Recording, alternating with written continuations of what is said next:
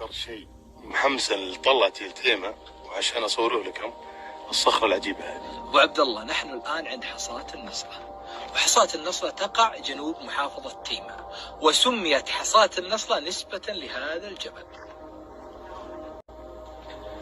يا سبحان الخالق العظيم، والله يا جماعة على كثر ما شفت أصور للصخرة الشهيرة إلا أنها أجمل من كل التصوير، والله عجيب، مقصوصة بالملي يا جماعة، شيء غريب ولا في أي تعرجات ولا تشويه.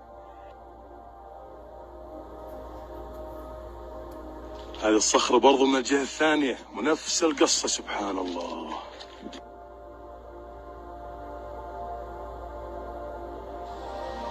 الناس مختلفين عن سبب انشطار صخرة النصلة، بعضهم يقول انه هزة ارضية او ضربة صاعقة، بعضهم راح بعيد ويقول انه هذا من فعل الجن، لكن لعل اقرب التوقعات كما يقول العالم ابن لعبون ان ضعف القاعدة في الصخرة اليسرى ادى الى تحرك الصخرة فانشطرت انشطار طبيعي.